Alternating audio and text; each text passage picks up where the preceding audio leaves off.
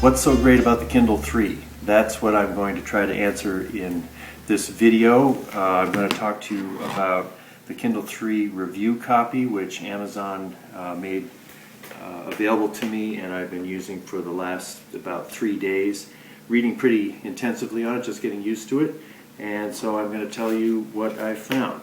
The first thing that's great about the new Kindle 3 is the sharpness of the display. And it's a Pearl e-ink screen, they're calling it. It's darker, and the contrast between the type and the background is just better. I'm going to slide the current version of the Kindle next to it. At this view, I think you can see some difference, and if I go down to the actual pages, you can see that the Kindle 2 is just not as sharp, and the contrast isn't as great as what you've got here.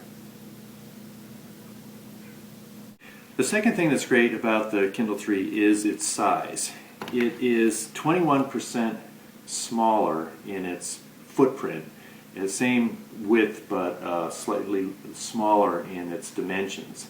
And this may not sound like much, but in terms of actually using it and the feel of it, it makes quite a difference. One thing that Jay Marine, who is head of product development for Kindle, did when he demonstrated the Kindle for me in Boston was that at the moment that he wanted to make a dramatic debut of it, he reached in his coat pocket and pulled it out. And it fits very easily in the inner pocket of a sports coat or a suit coat. The Kindle 2, which is just slightly larger, is too big to fit in that sports coat pocket. The other thing that, depending on how you carry your stuff around, I use a leather bag so I can put different gear and cameras and stuff in it. It would be possible to put the Kindle 2 in this, but I'm feeling the weight of it, and it just feels like it's sort of taxing this inner pocket of my pouch. And I've never actually carried my Kindle that way. The new Kindle slips into the same couch and totally disappears, and so it's something that I'm likely to actually use this inner pouch of my bag as a way to carry the Kindle 3. So the weight and the size, I think, turn out to be a little, it's sort of a subjective judgment as to how much difference that makes, but it makes it feel newer, more modern, and certainly easier to use in a lot of situations. The next thing that's great about the Kindle 3 is its speed. And we're going to have a little page turning race here. I've got the Kindle 2 on the right, the Kindle 3 on the left, and I'm just moving through the pages of a book. On your mark, get set, go.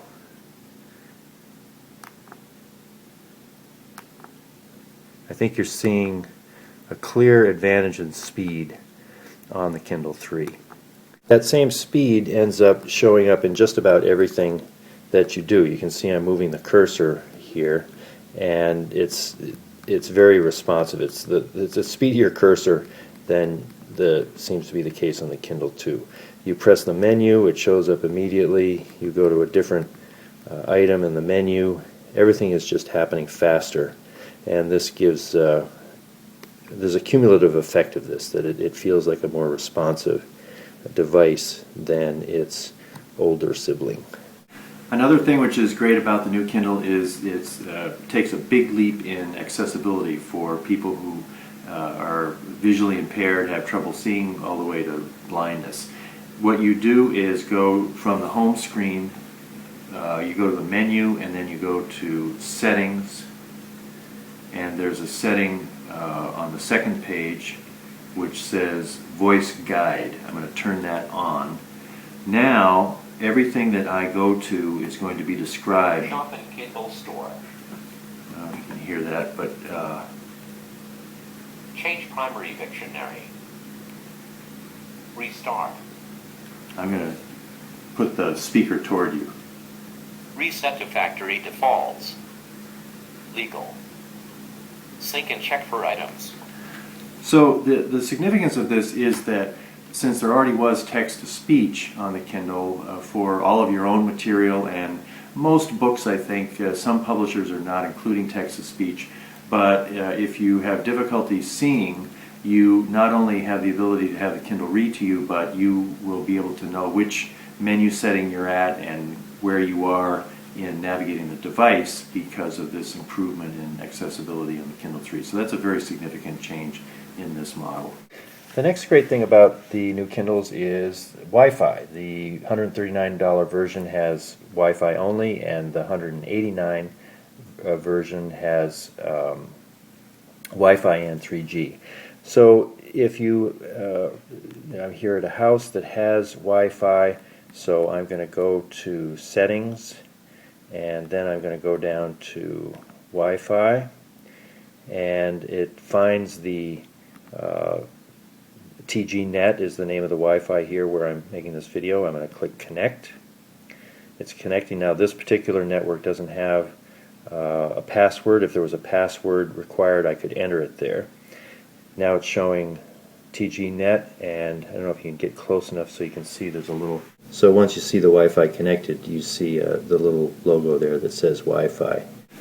I love having the Wi-Fi, and I think the Wi-Fi is faster when I'm connected to the Kindle store and also with the browser, which I frankly don't use the browser that much on my Kindle, but it seems to me that it's definitely faster than the 3G network.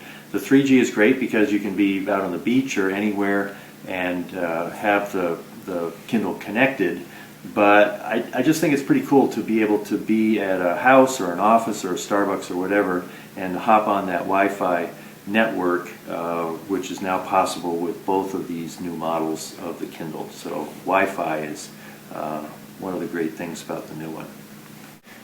The last thing I want to talk about that's new is when you're reading a PDF on your Kindle, and here I've downloaded a PDF version of A Tale of Two Cities. So there's a lot of content on the internet that is in PDF format. When you open up a PDF, in this one you're getting pretty small type. I don't know about you, but this is type that's too small for me. So I'm going to change the orientation of the Kindle here and make it so that I've got it's going to be on its side. And the advantage of that is I'm going to be able to see the whole page, but the type is going to be slightly larger.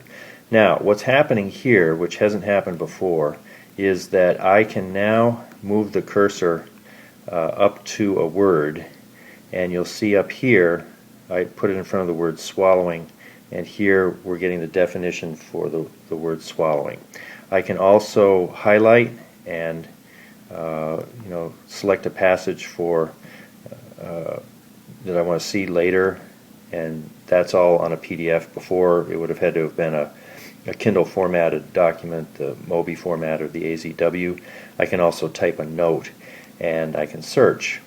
I'm not sure if that advantage of the PDF functionality, it's possible that a new software version of the Kindle 2 would come out and we would have all of those capabilities on the Kindle 2, which would be great because not everybody's going to want to buy a Kindle 3 just because it has all these new features. But at this point, from what I have been told, the Kindle 3 is the one that has these new capabilities that make it much easier to navigate and use a PDF. So the final thing that it comes down to is price. The Wi-Fi only Kindle costs $139, and the 3G and the Wi-Fi costs $189. So it's obviously a budget issue. I suspect if we were all offered free upgrades, we would certainly grab them. I checked on Gazelle.com and found that a Kindle 2 in perfect condition costs $43 as of today. And so if you were able to obtain that much, I don't know what the shipping costs are, but you could be getting a Wi-Fi Kindle for a net of under $100, $96, and the Wi-Fi and the 3G would cost you $146 if you netted $43 for your old Kindle. Another great thing to do with your Kindle 2 would be to go to ebooksfortroops.org.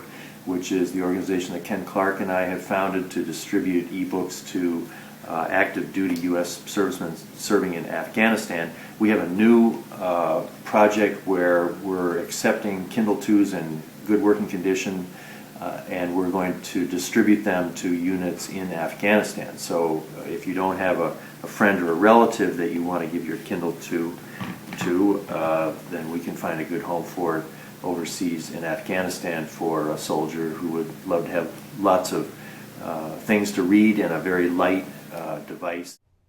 There is one thing which I'm disappointed about with the new Kindle. I seem to type a lot of numbers when I'm taking notes and things, and there is no numbers row on the new Kindle's keypad. The way that you do numbers is you press the SYM key on the keyboard, and that's been one which is on the Kindle 2, and that's how you get question marks and other punctuation. The SYM key works differently now, in that you press it once and then it stays open so that you can type a number of several digits, which is handy. But also, if you're going to just type a comma, you have to type sim, comma, sim to get back to your text.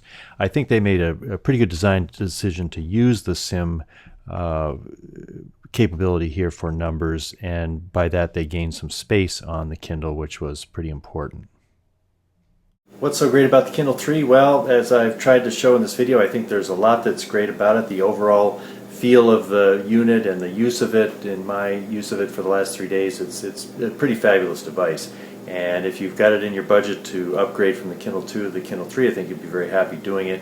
And as I said earlier, if you want to send your Kindle 2 to ebooksfortroops.org, we'll get it into good hands for a soldier in Afghanistan.